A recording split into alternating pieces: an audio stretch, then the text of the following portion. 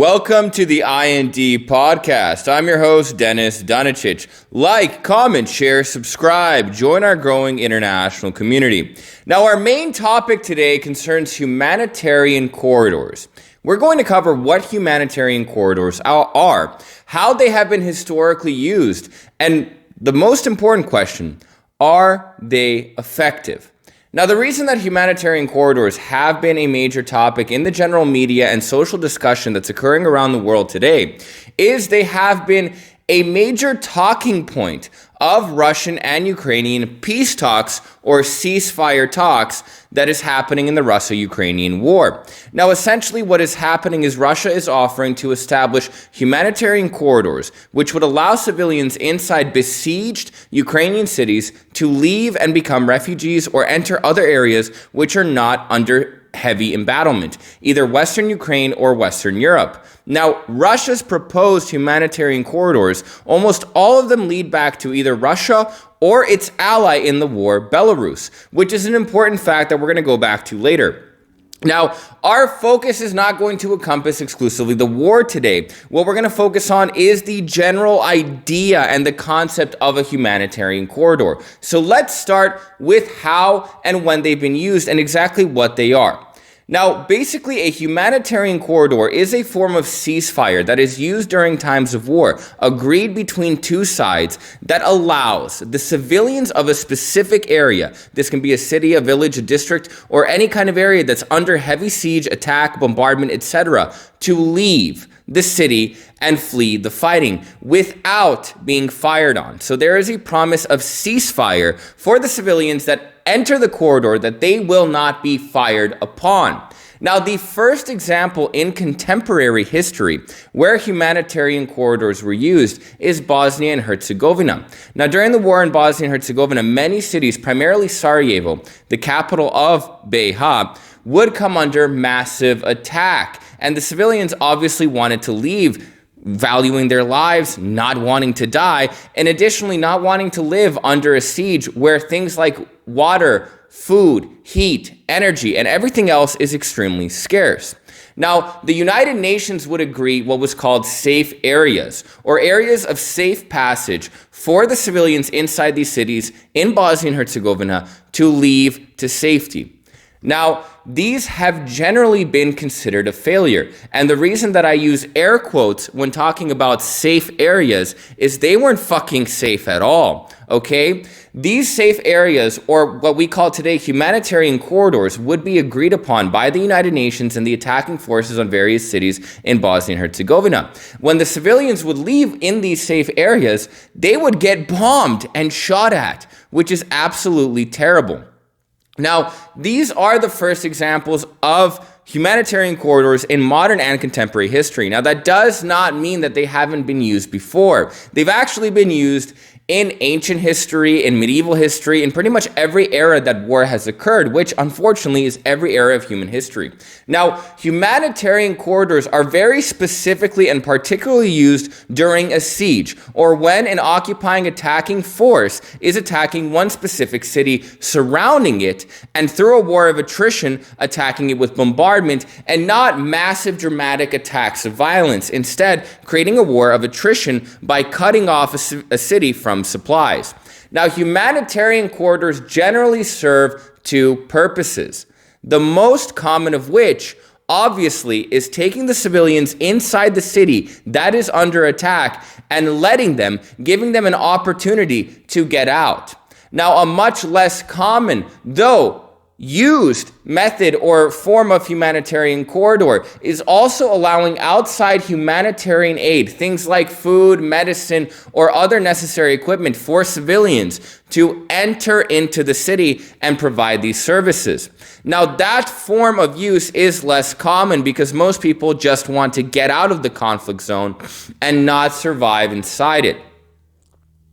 Now, the most relevant example for what is going on in Ukraine of a humanitarian corridor is going to be what had occurred in the war in Syria, specifically the humanitarian corridors provided by and allowed by the Russian government forces and the Syrian government in the war, who were fighting opposition of the government of Bashar al-Assad and are still fighting this opposition today. The war in Syria is still continuing.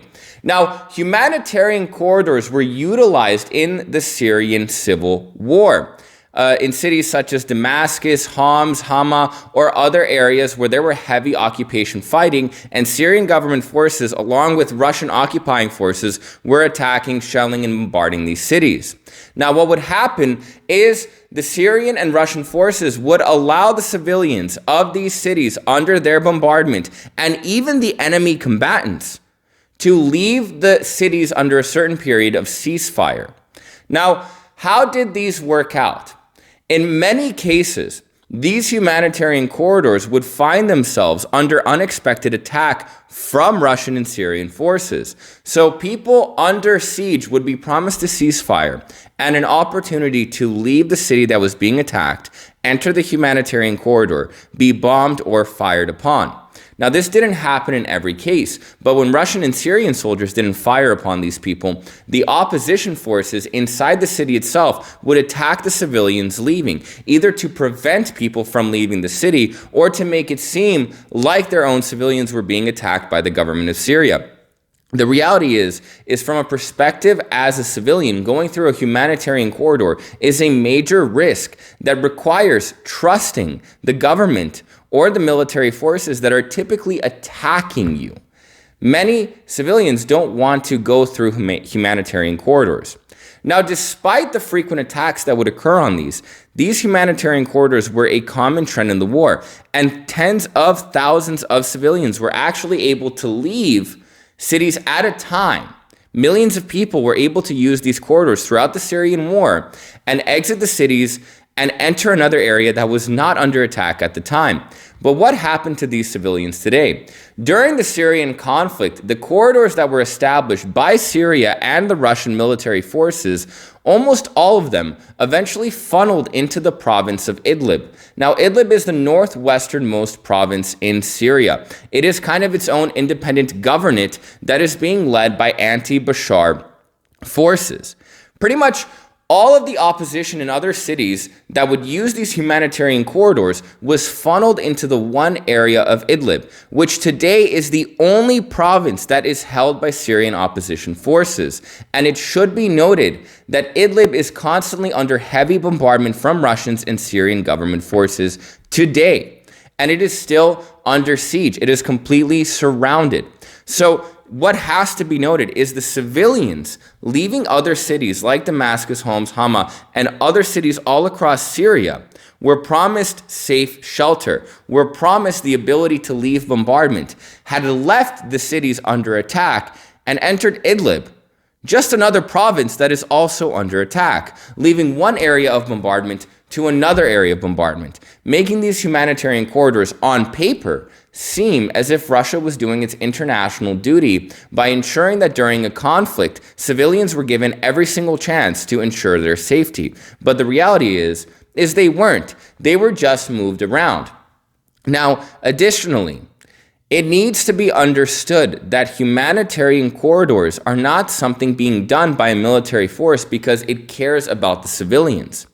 Now, it goes without saying that under international law, every single party that is involved in a war has to take every single precaution possible to ensure the safety of civilians, ensuring that combat is restricted to militant combatants. But the reality is that civilians always find themselves in the crossfires of war. International law and other actions like humanitarian corridors work to mitigate this and decrease it as much as possible.